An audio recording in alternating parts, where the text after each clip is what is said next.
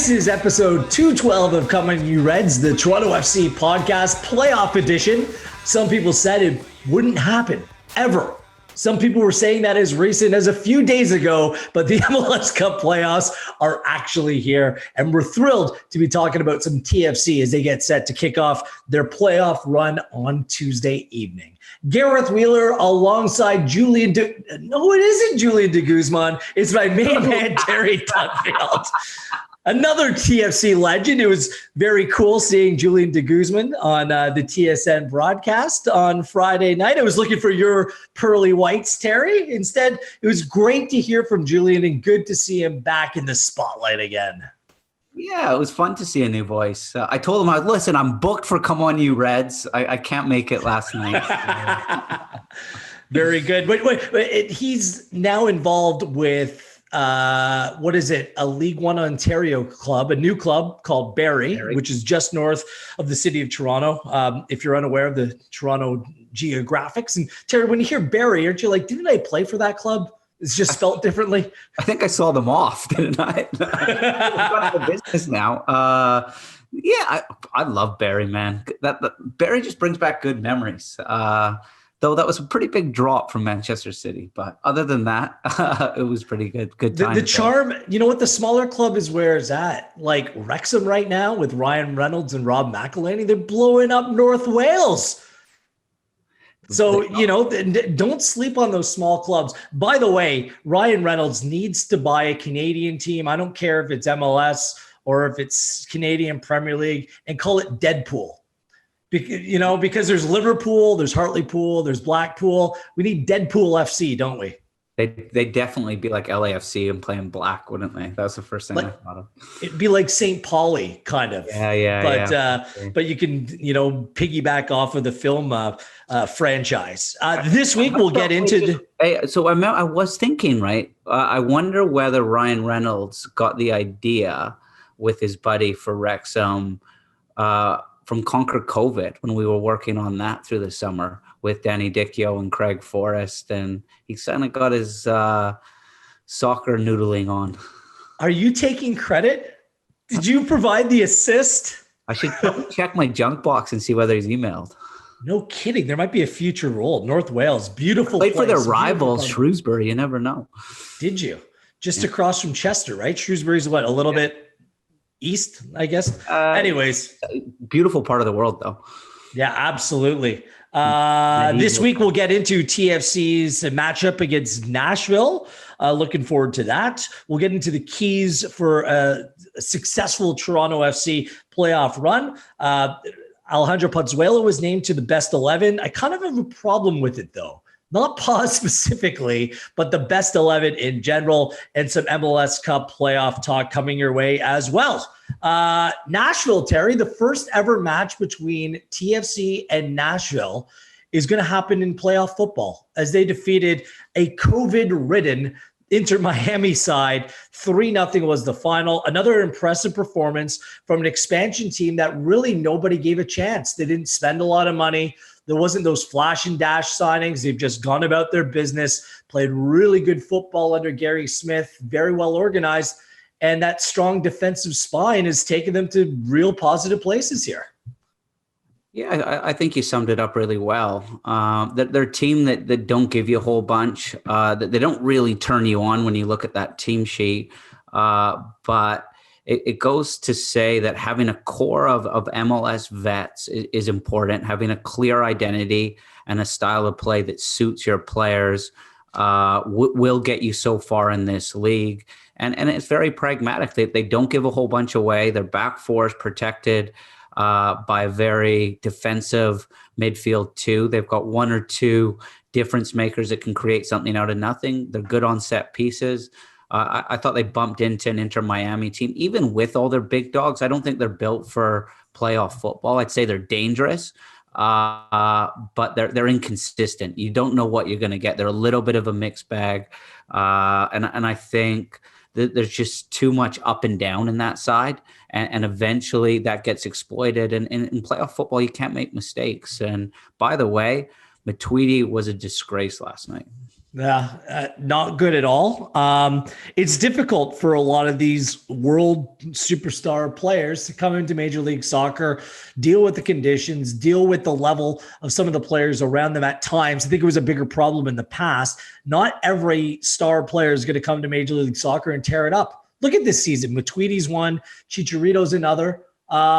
It's difficult for some, Terry, making that transition. And look, I'm not kicking dirt on Inter Miami. I think that they have some building blocks they can move forward with, but they just look like an expansion team, right? Like Nashville doesn't look like an expansion team. They look like a group that's been together for a longer period of time, which is a testament to them considering where their season started, having to deal with being, unable to play in MLS's back because of too many COVID cases. So the fact that they've been able to turn it around and look this well organized, full credit to them.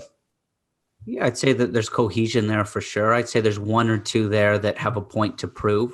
I'd say a couple are probably playing out of their skin right now.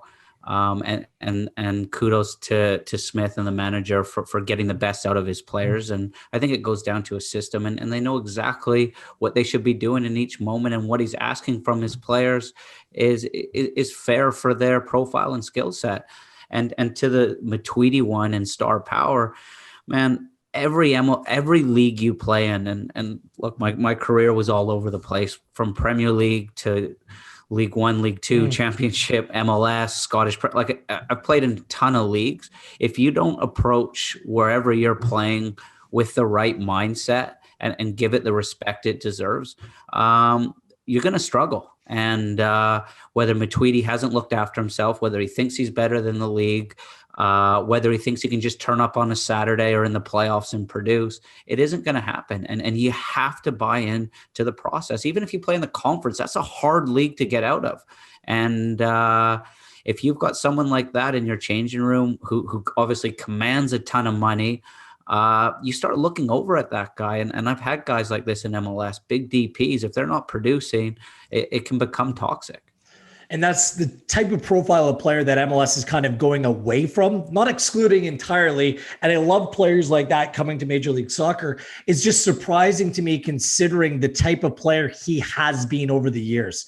Like he's a guy that would put his teammates on his back and simply outwork the opposition. Not the most talented player, but the work rate was incredible. When he played for France, when they won the World Cup, he was that facilitator. He was the one that allowed the stars in that French team to go and win the World Cup. And I wonder whether he's being asked to do something outside of his lane, a little bit maybe like when Julian came to TFC and he was a certain type of player and they expected him to be D-Row and he just wasn't. I don't know, but it's I got a better comparison, buddy. What about Schweinsteiger when he came to Major League Soccer? Another player that would just simply outwork their opponents. I think there might be a little bit of I'd say his legs were gone. I'd say he's like Torsten Frings a bit. I just think it was a bad signing. And he looked heavy. I totally get it, but that's kind of where I was going. Matuidi's put on an incredible number of miles, both for the national team. He's played over 300 games combined for PSG and Juventus. You're not dog's breakfast if you play that many games for those teams, but that's a lot of games at the highest level being played, Terry. Perhaps he's lost a step or two. Maybe. That's what I'm kind of getting on. And I know we got to move on here, but like his biggest moment was when he spat his dummy out and he was in a little bit of a dust up. And that says to me that he's a frustrated player. He's not in a great mindset right now. And he's got a choice. He either goes away this offseason and says, you know what, I'm going to get after it, or the club look to move on. And the other one that's interesting is Will Trapp in the team. What an interesting signing he was for Miami. He looks like a fish up a tree in that team. Yeah. I mean, Columbus suited him to a T. And guess what? Columbus really hasn't missed the player that much either. So, Look, they get to go back to Miami, beautiful city, beautiful climate, and think about it over the course of the offseason, what moves they're going to make to take that next step. I want to just continue to touch on Nashville just for a moment before we get into TFC. By the way, Matuidi pulled that act on Richie Larea as well, and Richie stood up to him, and I just love that from Larea when the two teams played a couple weeks ago. Nashville.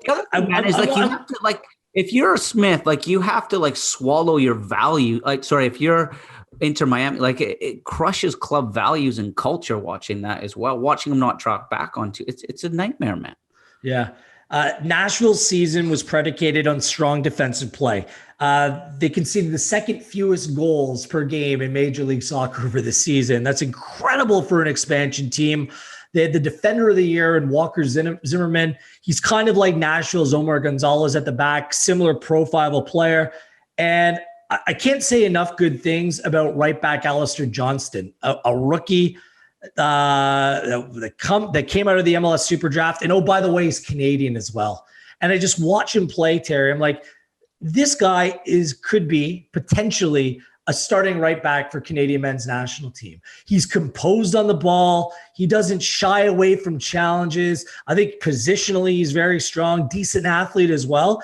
Ticks all the boxes for me. And I love seeing him in a playoff game, because seeing them over the course of the regular season, you're looking at things saying, yeah, I like what I see. But then when it comes to playoff football, we're going to get to see him again on Tuesday. What a story. This potential starter for the Canadian men's national team coming out of essentially nowhere to put himself right in the mix. Yeah, the depth pool for Canadian soccer is through the roof right now. There's probably 50 or 60 players that are probably in a conversation to get in a squad of 22 or 23. And what I like about him, Alistair, is you know exactly what you're going to get. And there's not many holes in his game. He's at a club. He's not at Toronto FC where maybe he's asked to do a little bit more than what he's ready for at this moment. I think the level that Nashville's at, with all due respect, is perfect for him. He's going to play a ton of games. He's going to keep developing. And you know what? I can see him maybe jumping over a Cordova that came into the Canada squad potentially. Do I think he's got a higher ceiling than Richie Laryea? I don't know. And it also depends what kind of game you're going into too. I'd say Richie's maybe a little bit more attacking. Well, I don't think his addition wouldn't exclude Richie. What this would do, would allow Richie Laryea to play at left back, which he's played on a regular for Toronto FC over the course of this season, and push Alphonso Davies higher up the field. Yeah. That's what it does. It just gives you another option if you want to play that way. And I think too, I'd say for Johnson, it helps playing beside someone like Zimmerman with Dax McCarty kind of in front of you. Like he's really protected. And I remember Zavaleta saying like how awesome, and Nick Hagelin used to say it, playing alongside someone like as steady as like a Drew Moore. And I think that brings, I think that's important for young players. It's also cool he's from Vancouver. Absolutely. They lost a player, a midfielder, central midfielder, Annabelle Godoy, through injury in that game. Dax McCarty, who's been playing, you were playing against Dax McCarty, is still making those, square balls, lateral passes across the field, just steady Eddie. But they lose Godoy, and this could be a little bit of a significant loss for the team heading into Tuesday. Yeah, it's funny. It'd be like, when you've got a midfield partner you've played so many games with, that you start to build up a relationship. It would be like if all of a sudden you were no longer on the pod in playoff time and I'm with somebody else. It would be, I wouldn't know what to do. And it's the same when you play midfield, and you start to, exactly where your mate's going to be. And I think Godoy and Dax complement each other nicely. I think Godoy doesn't maybe move a ton, and Dax covers a ton of ground. And I think that this might be something TFC look to exploit. I think you can kind of shift Dax around and create some space for Pozuelo to operate. Danny Lovitz, former teammate of yours. You were on the same team, weren't you? No, I just missed him. But if he could ever stay fit, that was his biggest question mark. Everyone knew he could play. He can defend. He's got a wand of a left foot. He's got the skill set to do really well in MLS, but he just couldn't stay fit at TFC. And I think Justin Morrow as well wasn't helping him. Well, he's gone on, become a U.S. men's national team player. Did well in Montreal, didn't he? This is the thing with Nashville, Terry, that their back four, Lovitz, Romney, Zimmerman, and Johnston, each and every one of them at least played 18 games of the 23 on the season. Like, there hasn't been a ton of squad rotation within the group. Gary Smith has rolled with them. So they're a stable, familiar group with one another. And they have a bunch of players in attack that none of the names really jump off the page. Leo, Mukhtar, Kadith, but these are designated players with some pedigree that were brought in at a lower ticket that have gone out there and almost overachieved thus far. Or maybe this is how good they are. So they're not a team to sleep on, are they? A couple, I'd say Inter Miami were rubbish. So I wouldn't read into it too much, but I think they will come into Hartford with a little bit of confidence.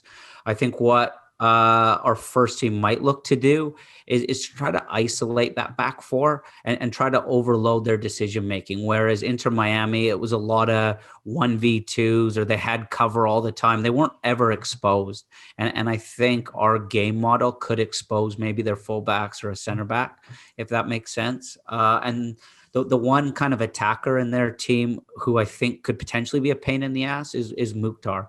And I think their attack's built around him. They're good in transition. He's given the freedom to just find space. And I think if we have playoff Michael Bradley, it'll be no problems. But if he kind of starts the game well, has a skip to his step, I think he's got the ability to cause problems. I'll say this. Of the three teams that TFC could have played, Nashville, New England, Montreal, I think Nashville will be the team that TFC is happiest that they're playing. Why? I think that New England adds that element where they're more likely to press you high, something that TFC has had some trouble with. And quite frankly, I think the playoff bracket suits Toronto FC, because on the other side of the Eastern Conference is Philadelphia, is New York City, is Orlando. So I think that's a good thing stylistically. Playing a national team that will give you more time on the ball. You're just going to have to be a little bit more intricate in your ball work, something breaking down the Nashville back line, something that allows Josie Altidore to come into the team, perhaps Ayo Akinola come off the bench if the game gets stretched a little bit. I just think it suits the way that Toronto FC would want to play this first playoff game, not going 100 miles a minute and being able to try to pick apart a team rather than go off to the races against one. Yeah, I agree with that. I think New England would probably be in the team we didn't want to play. I think Montreal's a derby, right? A little bit like Montreal. I think they want to turn it into a street fight. They've got a little bit of pace, as we saw earlier in the year, in transition that can hurt us. New England try to bully us. And I say Bruce Arena's just they just don't give you a whole bunch, and they've got a couple of heels, a good player. Bo, you don't know exactly what you're going to get from. So yeah, I'm okay to miss New England, even though we beat them last time. Nashville, I think the first 10 minutes are going to be important, and I think they'll come to Hartford with their tails up. They've got nothing to really lose now. And if we can kind of see through that, we should be good. I think not making a mistake is going to be important against Nashville, and just kind of letting them into the game or letting them into the party. And I don't think we would have ever, even if Inter Miami would have been the team we would have wanted to play. I'm not scared of them at all, but I don't think it could have ever played out where we would have played them, because I think the Nashville, the Montreal, New England bracket seated higher. Exactly. So out of the three, I'm fine with Nashville. Very cool. The first, this was to be honest with you, this was the expansion team I was the most excited to come into Major League Soccer. Because if you love for music, if you've been to Nashville, that is a great party city. I went there on mancation, my boys trip with my good buddies. I went there for my bachelor party. It is a great time. I was just hoping somehow, some way, pre-COVID, I could get on a flight and join the group in Nashville for a couple extended days, little extended vacation at Tootsie's. It's an amazing city, dude. It is so much fun. Did Brenda give you the pass for that? You were all good? You were set? She would. I have a very understanding wife. She gets it. So good on Nashville. Looking forward to this matchup. And some more good news on the Toronto FC front. I reported a couple days ago that Richie Lorea and Paolo Piatti returned to full training on Friday. And they've been doing physical workouts and things outside of full training, but they're back on the pitch on Friday for that natural 4-day countdown to the match. And as long as they don't have any setbacks, then both players can come back into the team. And boy, oh boy, adding Piatti and Lorea, having those two players available, it's an absolute difference maker for Toronto FC, Terry. You need those two players available, and it looks like they will be. Yeah, that's a huge boost. And I think our front office, Bill or Ali, did a great, our operations team, but probably our biggest win was staying in Toronto and not going to Hartford to have to train for 2 weeks prepping for this game. I think that would have maybe seen a few off, just like heads would have fallen off. That would have been tough. That would have been our fourth time going away from home. And it's tough. You can only train so much. You've got a lot of hours in the day. And I think that would have been huge just for our guys to recharge, be at our training ground. All of us, all we're trying to do is just give the first team space, help them however we can, and give the guys the best chance to kind of go down there and get after it. And I'm really excited. I'm excited. Yeah, the boys don't fly out till Sunday afternoon. And by the way, over the course of the training in Toronto, they did get in a full 11v11 session for 60 minutes on Wednesday before having a day off Thursday. So everything's being calculated. Players are being put back into the mix. The only question marks at present time look like Marky Delgado. When he and if he'll return, that's still very much up in the air. And Justin Morrow's a little bit behind. We'll see if he is back available at full fitness as well. So all things considered, considering how many players have missed games in recent weeks due to hamstrings, due to these little things that you pick up over a busy schedule, all things considered, Terry, things are looking good on that front. Yeah, it's tough to lose Marky and JMO. In recent years through the playoff runs, they've been key players for us, key support players, and have been awesome in the playoffs. Those will be tough losses. I don't know anything more than what you said. Kind of cool. We're in a health and wellness week in the academy, and JMO's going to talk about diversity and inclusion to 112 academy athletes tonight at 5:00 on a Saturday night. Wow. Yeah. Pretty cool. JMO continuing to do fine work. Like I said, they fly out Sunday afternoon to Hartford, the makeshift home away from home for this MLS Cup playoff run. Anything else on Nashville before we get into our high five, Terry, that you want to bring up? No, I've kind of going through my notes here. The only one in attack that's a little bit of a threat, I think, is Mukhtar. The other of the front three don't really scare me. Leal scored obviously a wonder goal last night. But if Matuidi decided to run, I don't think that would have happened. All right, let's get straight into this week's high five. And for the high five, we welcome in producer extraordinaire Jerome Chang joining us. What's up, Jerome? Not much. How you guys doing on the Saturday? Doing wonderful.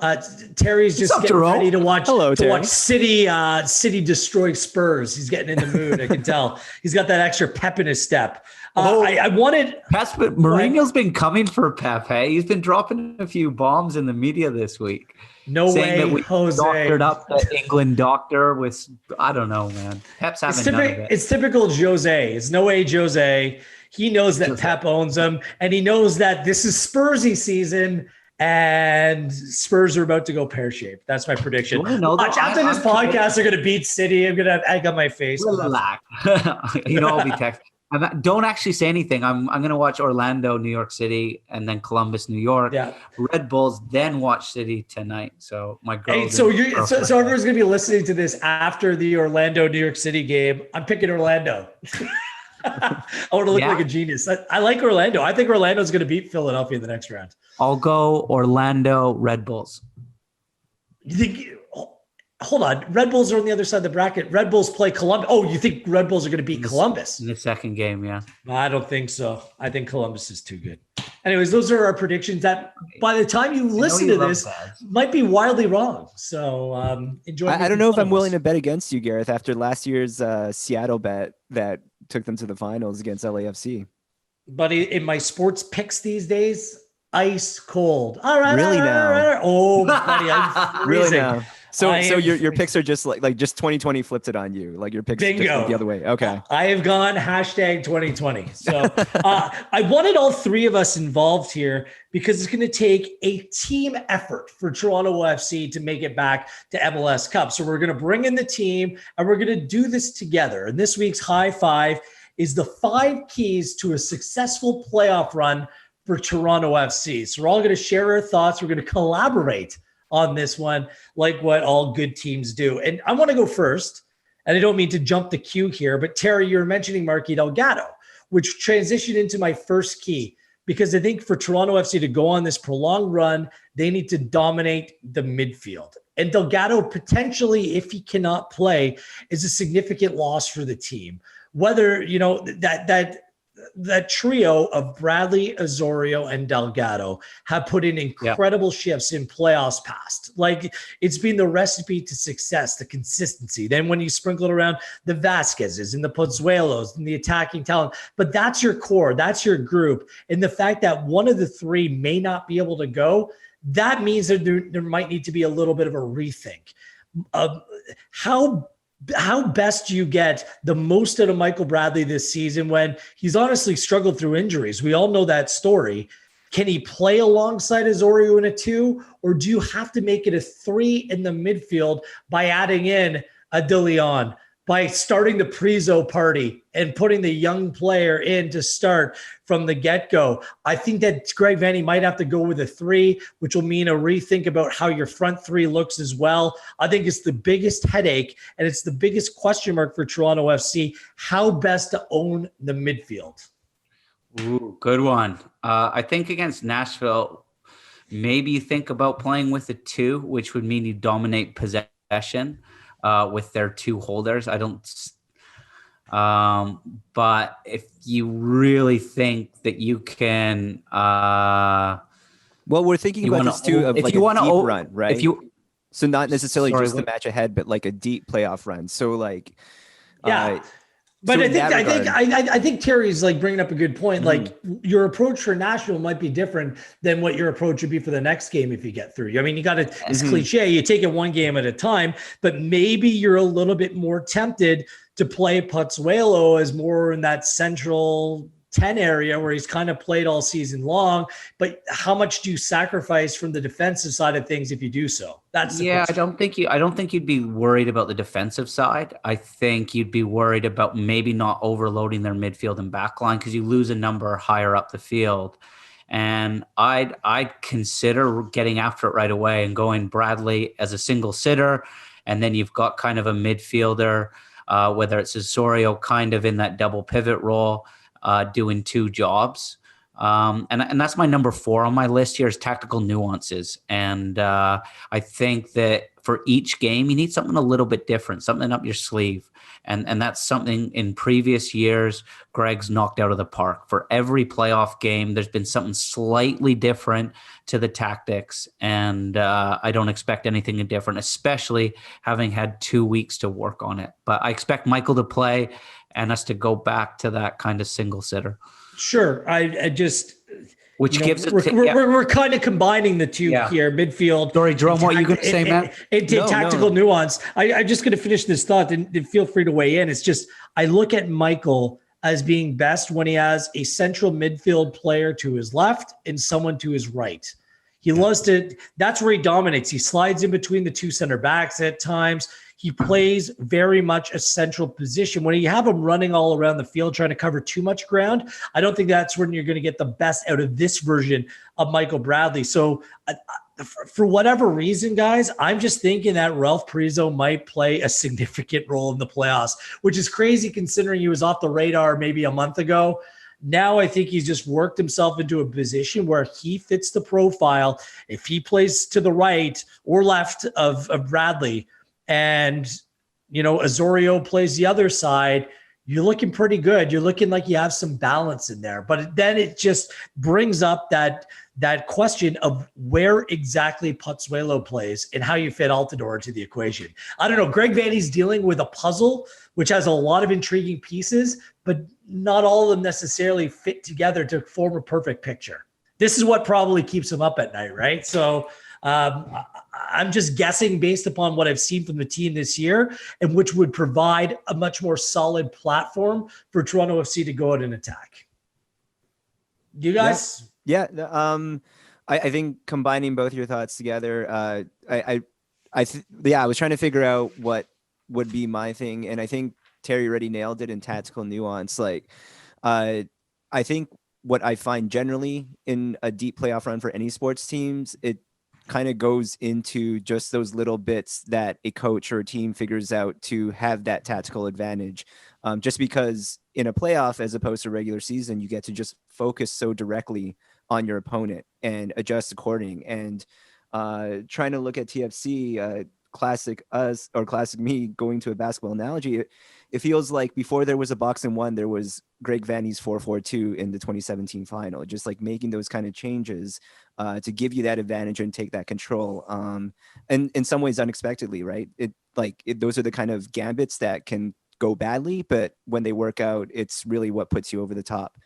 I think going for my thing, it's a broader one, and I think one that really does apply to TFC well, and hopefully we are trending better that way from everything you've covered and how the team has been doing in Toronto. But health is so important for a deep run. Kidding. We're talking about this next match here, but we know how much of a grind in a regular, non-2020 season this sort of thing is, and how we dealt with it last season in just thinking about, what our ideal starting 11 might have been going into 2019 and what we were playing with and making it still to MLS Cup final, but maybe having it it catch up with us. So, I mean, for a team like Toronto FC and for knowing what our potential can be with a fully healthy roster, I think that's one of those things that's really going to be so key moving forward. It's always a good one, Jerome. What's crazy is that last year's MLS Cup run came with Omar Gonzalez out of the team.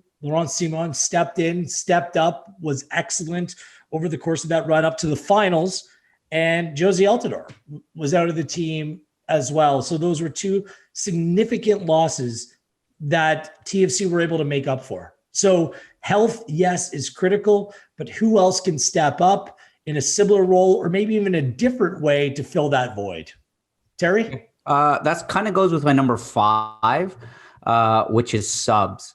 And I think in the second half of the season, our second halves have been outstanding. And I think that's been purposeful. I think Greg's kept a little bit of firepower when teams have been fatigued due to a congested fixture list. And so I think that's going to be important. I think health at this time of the year, as long as you can move, you're fit to play. In 17 years, I was never healthy.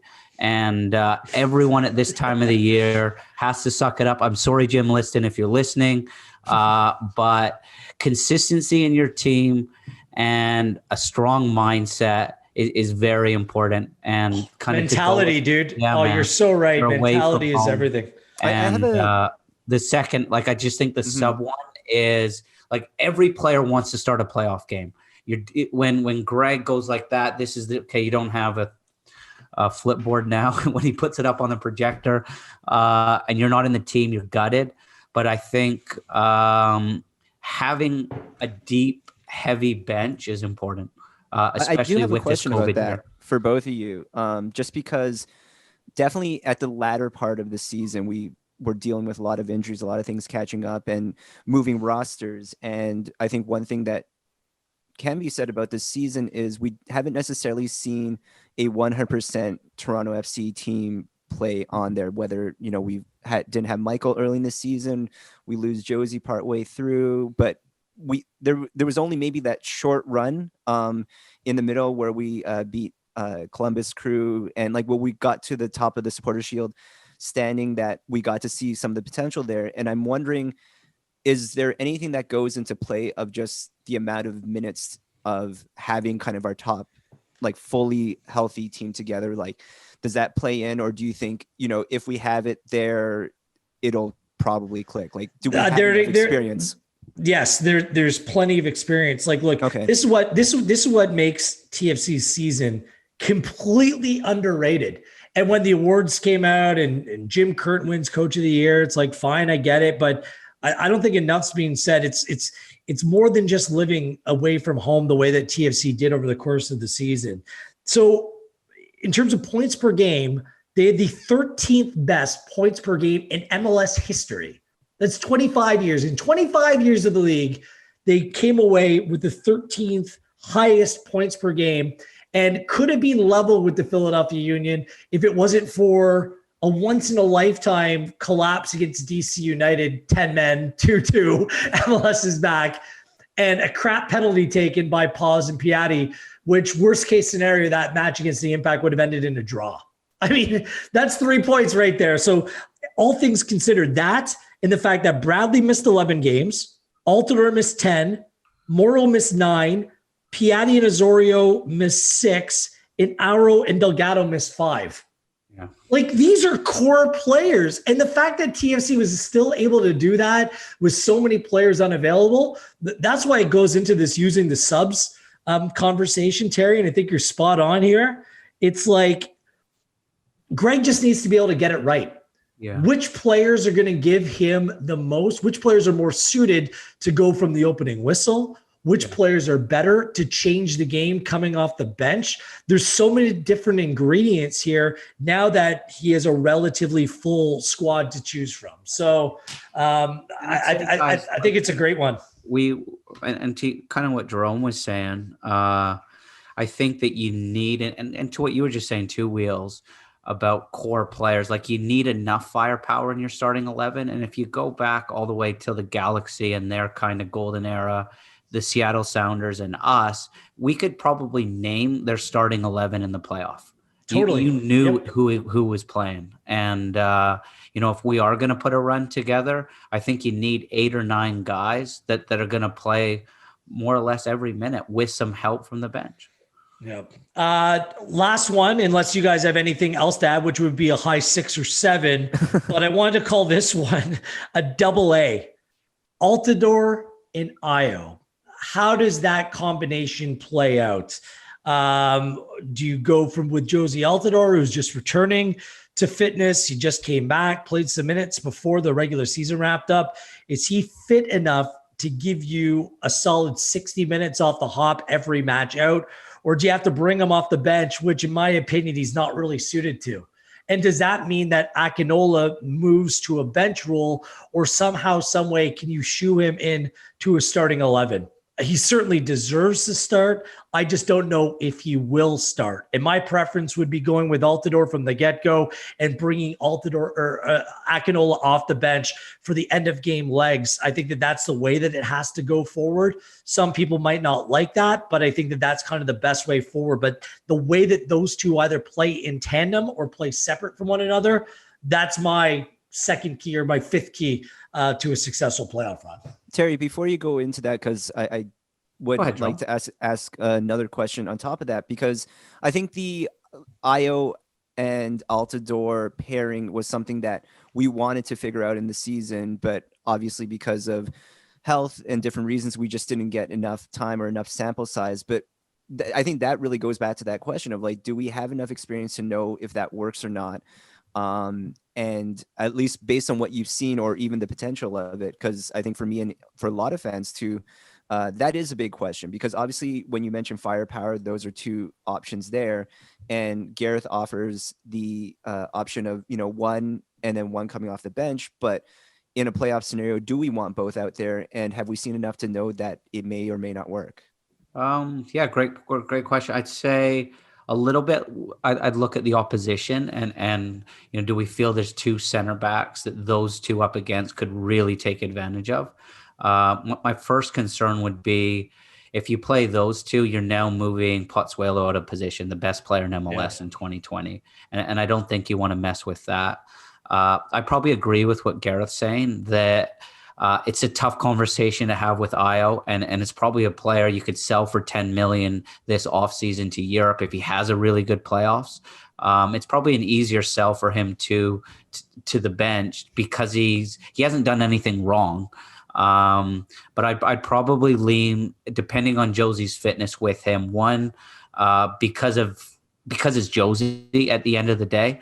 And two, if Josie breaks down, you can always bring Ayo on, rather than if Josie comes off the bench and something happens, you've now burnt another sub. And I'd say, if Josie can give you 50, 60 minutes, that's great. And now each game you get another 10 or 15 minutes more.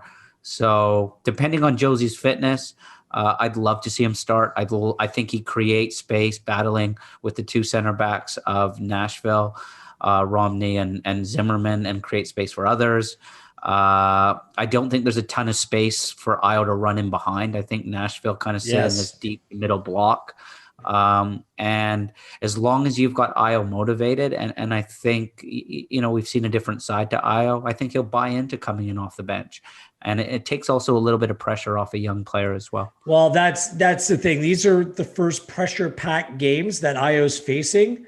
I'm not sure how he's feeling about it right now, but there's naturally going to be some nerves there. I mean, Altidore, this is just another day.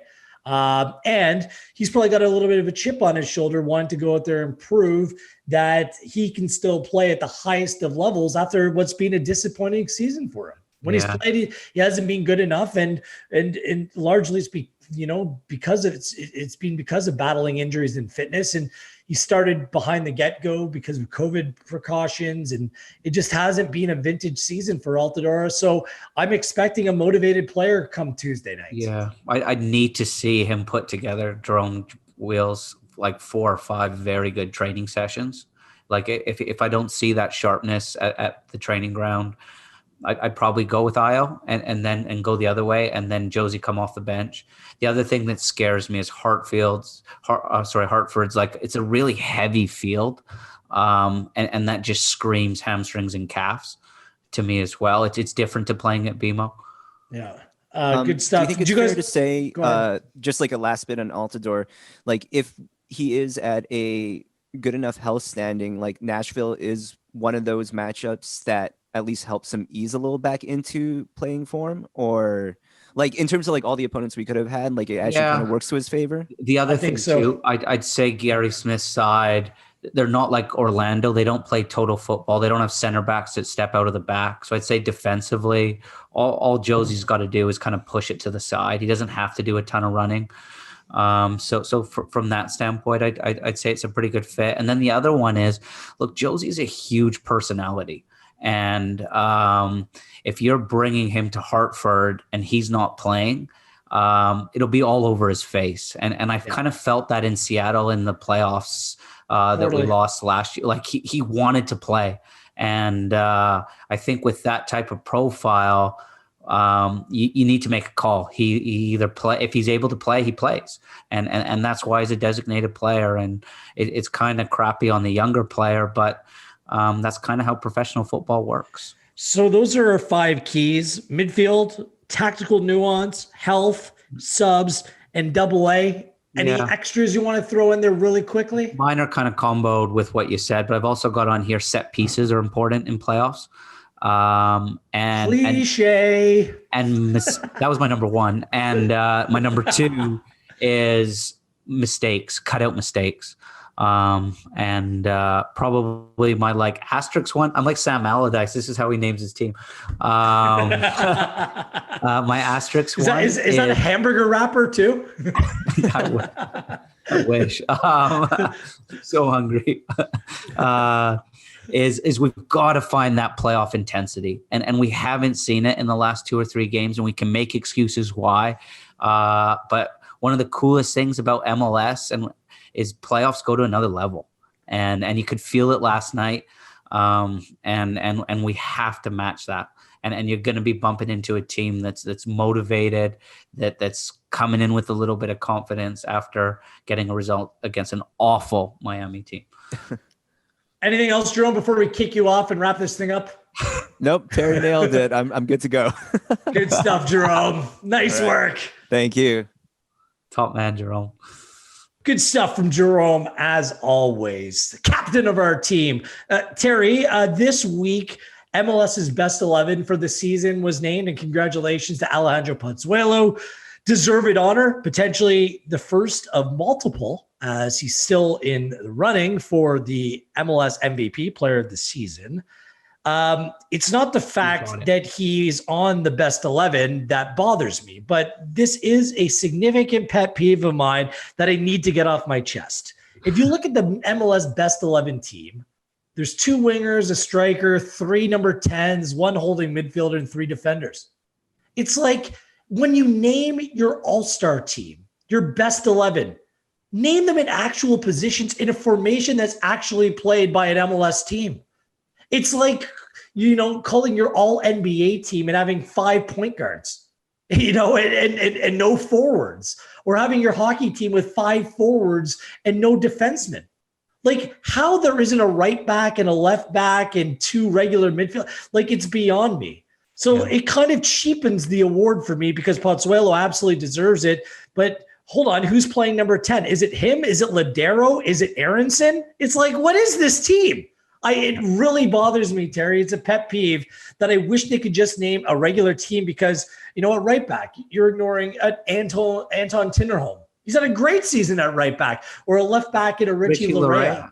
Yeah, it's just like, name a proper team. Yeah. Am I being irrational here, or do I have do I have reason to complain about this? Because for me, it's just nonsense. I'd say 2 things. I'll look at it from the other side. I agree with you. Number 1, I'd say it's with all due respect to the journalists and who makes these decisions, it's a little bit lazy. Like when you see the drop downs and all the players, you kind of like, there's an unconscious bias decision making that goes to it, and it's almost like a popularity contest. And I think some of the voters will go, oh, you know what, I'm going to pick, let's see someone, Jonathan Mensah, because you know what, Columbus have had a good season, and he's the only center back Columbus defender that I know on that list. With all due respect to Mensah. Whereas, I look at the other 2 center backs, I'd probably say Zimmerman and Mark McKenzie deserve to be on there. The only defensive-minded player ahead of the back line is Chara, which is, every time I've seen him play, he's been good. There's no real out-and-out wide players. Morris and I guess Rossi, but look, with all due respect to Ladero, Pozuelo, and Aronson, pick one. Pick one of your team. Build out a proper team, right? Like, it's just no team would play with them, all 3 of those players behind Rui Diaz. It's just... To be honest, with my voting, I think 9 out of the 11 are on there. So did you pick a formation? Did you pick a right back and a left back?